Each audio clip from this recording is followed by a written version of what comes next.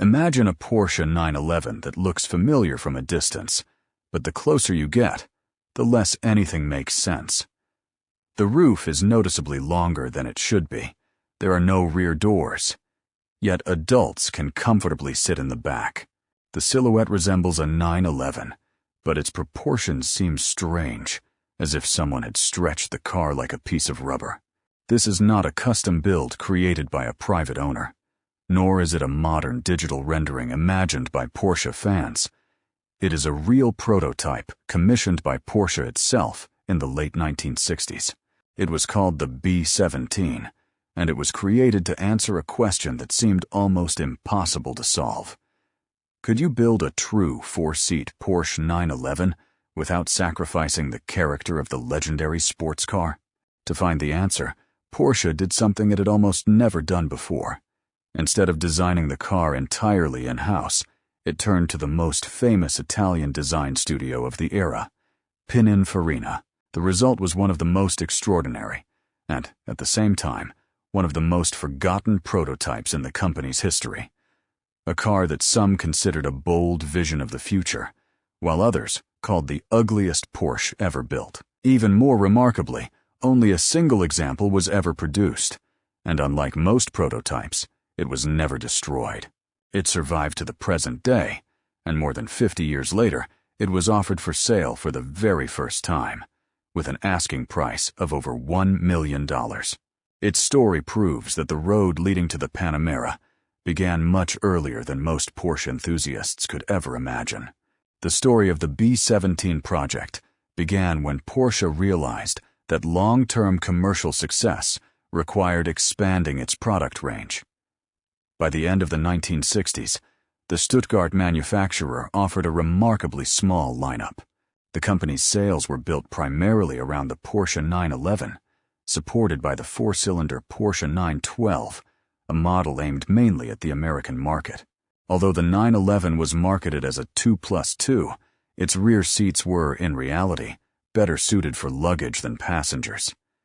Children could squeeze into the back, but there was virtually no room for adults.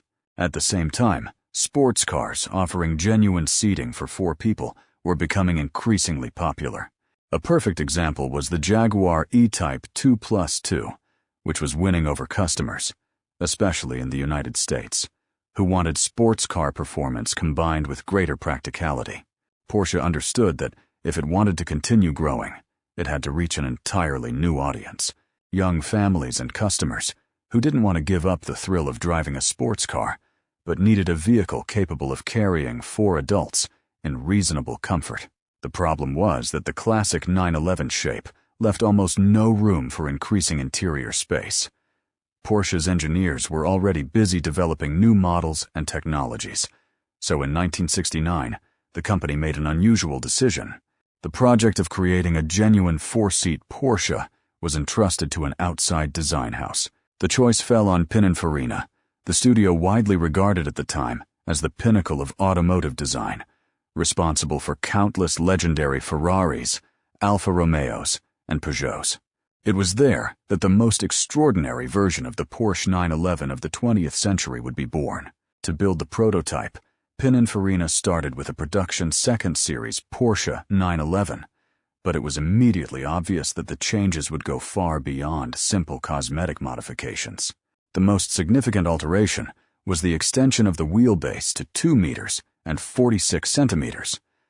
This represented an increase of nearly 20 centimeters compared to the standard model.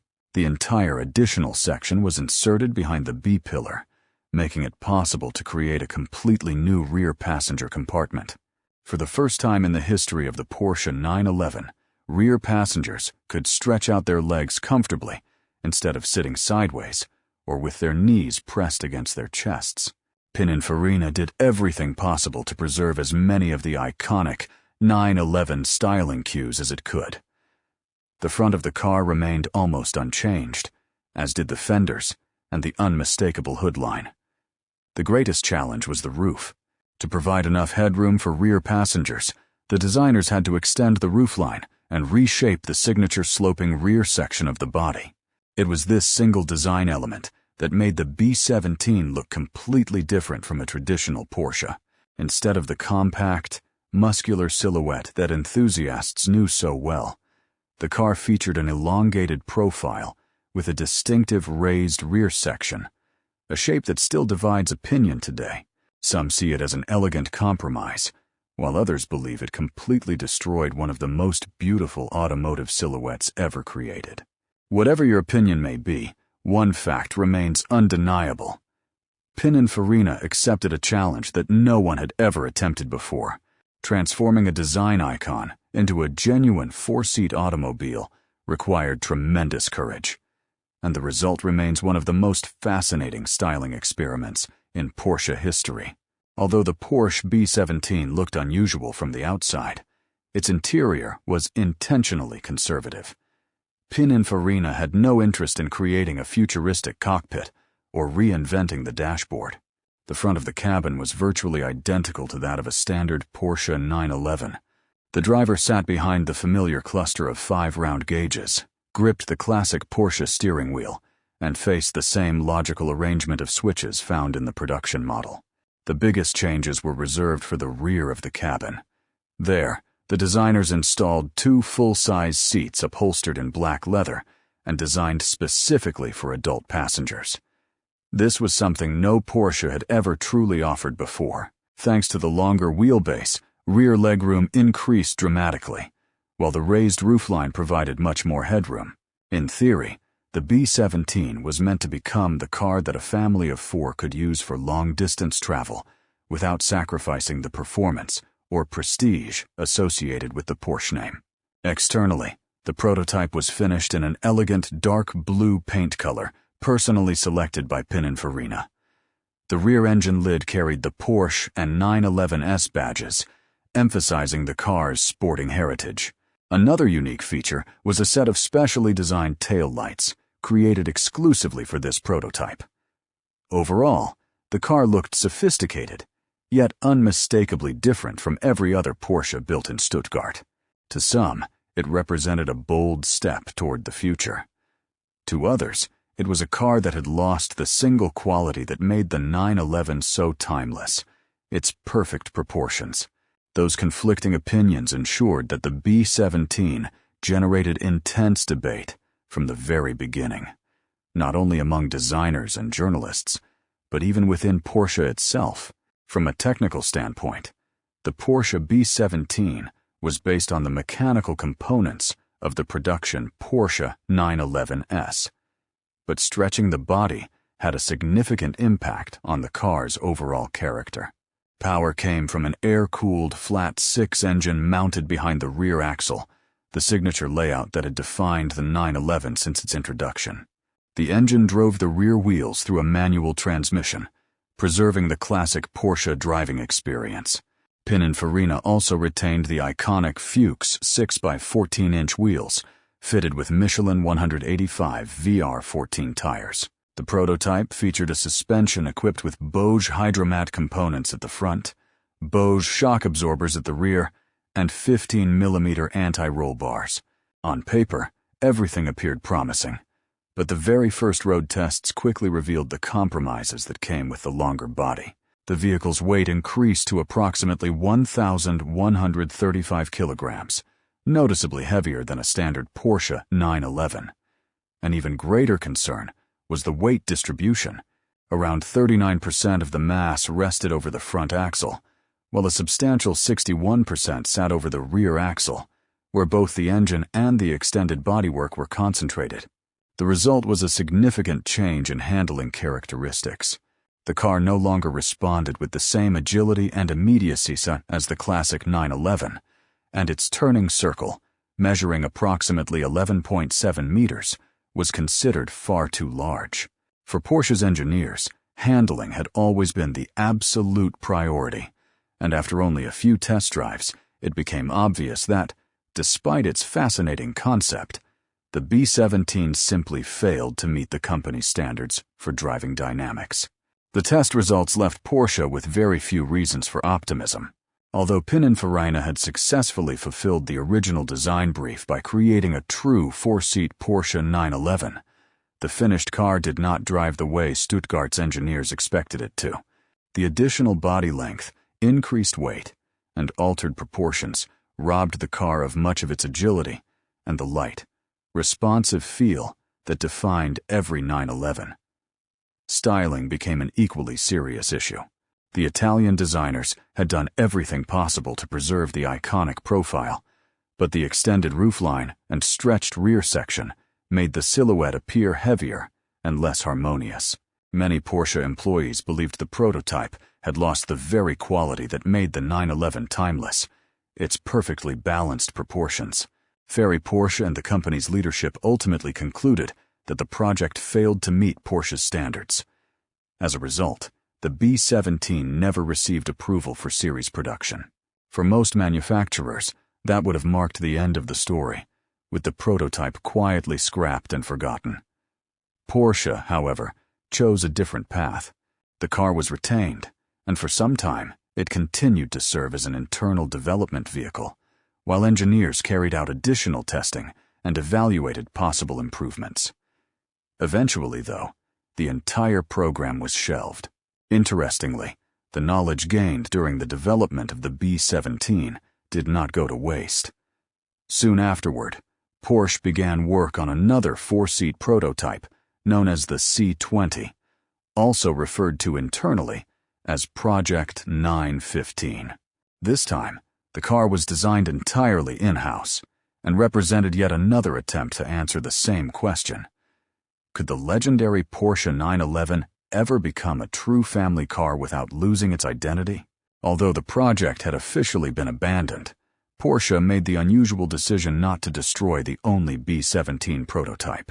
That was highly uncommon, because many experimental vehicles from that era were simply scrapped once development had ended.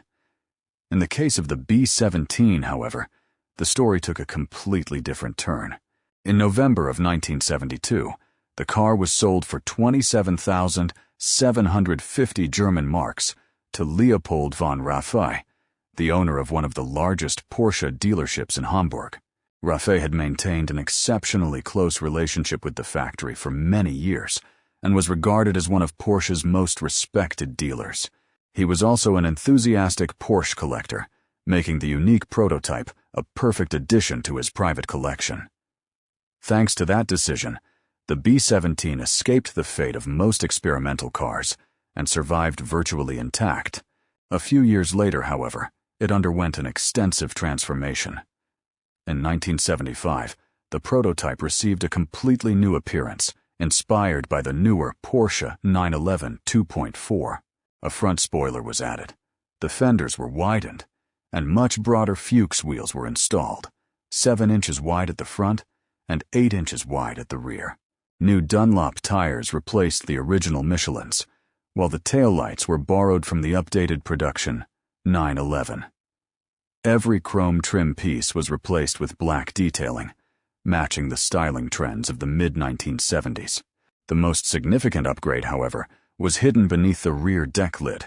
The original engine had become badly worn, so it was replaced with the legendary 2.7-liter flat 6 from the Porsche 911 Carrera RS, producing approximately 210 horsepower and paired with a 5-speed manual transmission.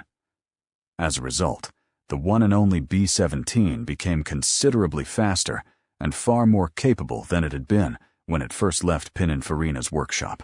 Not long afterward, the Porsche B17 found a new owner, Nisse Nilsson, one of Scandinavia's most dedicated Porsche collectors. It was Nilsson who gave the prototype the appearance for which it is best known today. The elegant dark blue paint chosen by Pininfarina was replaced with an eye-catching shade of bright green known as Giftgrün, literally translated as poison green. The Pininfarina and Porsche scripts previously displayed on the engine lid were also removed, giving the prototype a more anonymous, yet even more controversial appearance. The B17 remained in Nilsson's collection for more than 50 years. Unlike many museum pieces, however, it was never condemned to a purely static existence. Its owner regularly started the engine and occasionally drove the car during short outings and classic automotive events. In 1993, the unique prototype appeared at the Sternfahrt gathering held to celebrate the 30th anniversary of the Porsche 911 in Ludwigsburg, near Stuttgart. For many enthusiasts, it was the first, and perhaps only, opportunity to see in person a car whose existence most Porsche fans had never even known about. Over the following decades, the B17 remained one of Porsche's greatest hidden treasures, quietly residing in the Auto Museum, Nisse Nilsson Collection, in Simrishamn, Sweden. Then, in 2025, the automotive world suddenly remembered this extraordinary prototype when, for the first time in its history, it was officially offered for public sale. With an asking price of approximately $1,250,000, the listing demonstrated just how historically significant the world's only Porsche B17 had become. Interestingly, the story of the Porsche B17 did not end when the project was rejected by the company's management. On the contrary, the lessons learned during its development became incredibly valuable for Porsche's engineers. The company realized that the concept of a four-seat sports car actually made sense, but that achieving it would require a completely different approach. As early as 1970, Porsche therefore began work on another prototype known as the C20, also referred to internally as Project 915. This new car was even larger than the B17. Its body was extended by another 15 centimeters, while its width increased by more than 2 centimeters. This time, however, the project was developed entirely inside Porsche, without any involvement from Pininfarina. Interestingly, the very first stage of development was not a drivable prototype at all, but a full-scale wooden mock-up. Using this life-size model, Porsche's designers carefully studied the proportions of the body and searched for a way to create a larger Porsche without sacrificing the unmistakable identity of the brand. Ultimately, this project also failed to reach production, but both prototypes, the B17 and the C20, proved that Porsche had been thinking about expanding its lineup with more practical automobiles long before anyone imagined vehicles like the Panamera or Cayenne. Decades later, the experience gained from these experimental cars would help shape models such as the Cayenne, the Macan, and above all, the Panamera. In many ways, today's four-door Porsches can trace their roots directly back to these forgotten experiments from the late 1960s. The B17 may have been a dead end, but it was also the very first step toward an entirely new chapter in Porsche's history. Although the Porsche B17 never entered production, it is impossible to deny its importance in the history of the company. The simple fact that Porsche entrusted the design of its greatest icon to an outside design studio was unprecedented. The company had almost always designed its own cars internally, carefully protecting its identity and distinctive styling language. With the B17, however, Porsche made a rare exception. Pininfarina was given an extraordinarily difficult assignment: create a more practical Porsche without taking away its sporting soul. Although the final result failed to convince Porsche's leadership, the experiment itself demonstrated that the company was willing to explore bold new ideas. The B17 also proved just how difficult it was to alter the proportions of the 911 without destroying its timeless harmony. That realization explains why the later Panamera was never designed as a stretched 911, but instead was developed from the ground up as an entirely new model. Looking back today, the B17 can be seen as an invaluable lesson in automotive engineering and design.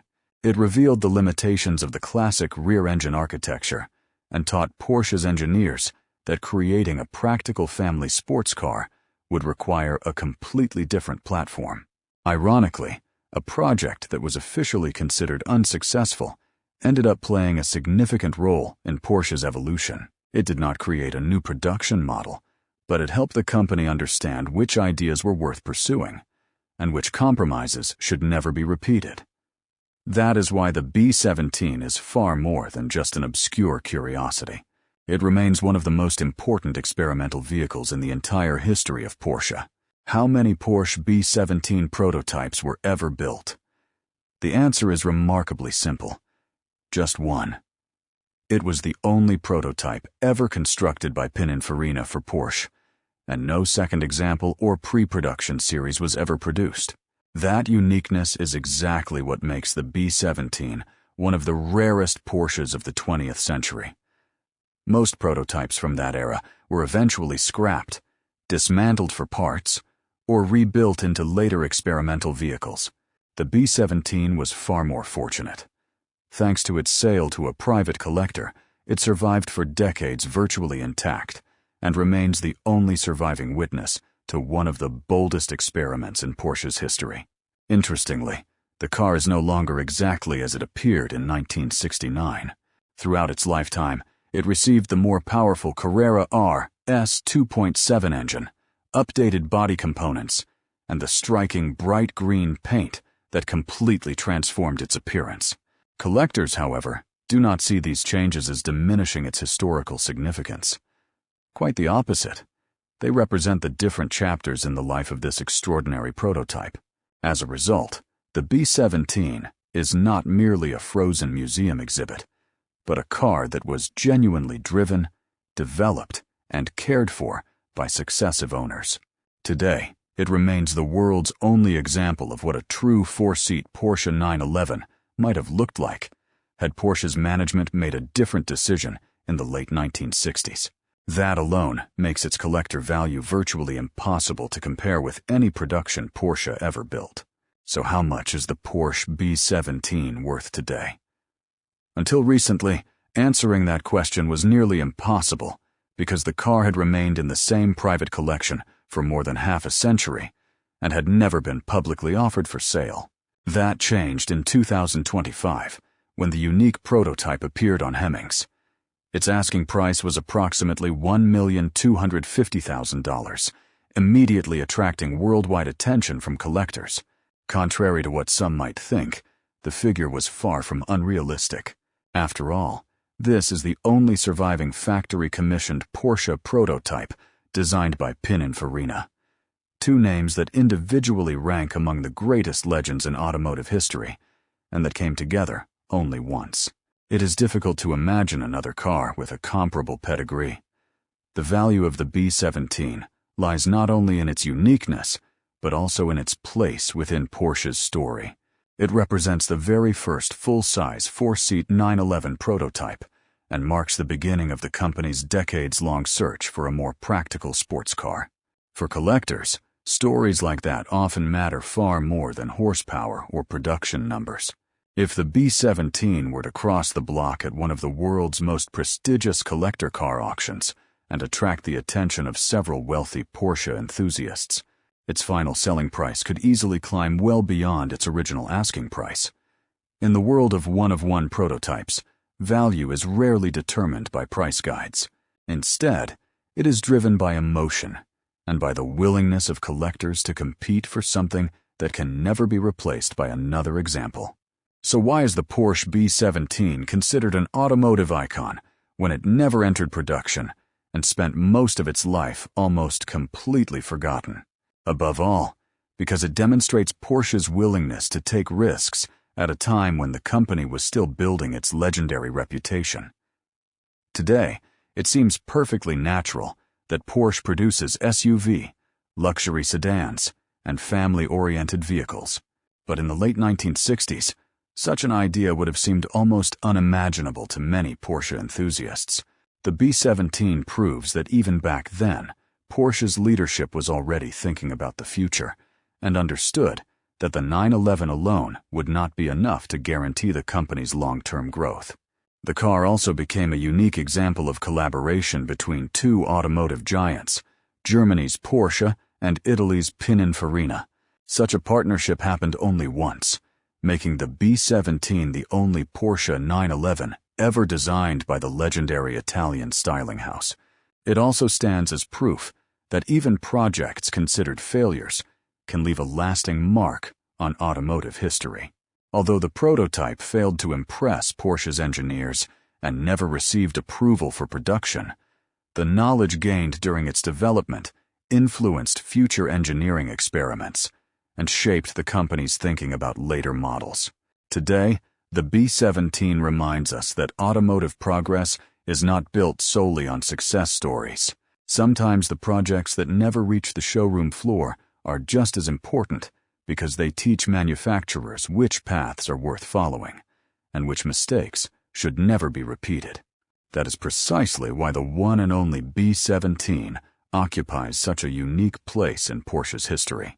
The story of the Porsche B17 proves that the greatest automotive legends are not always born from success.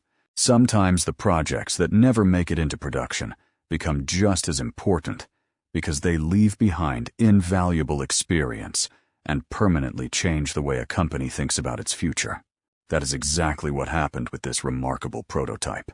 It was created with one clear objective: to build the first truly four-seat Porsche 911.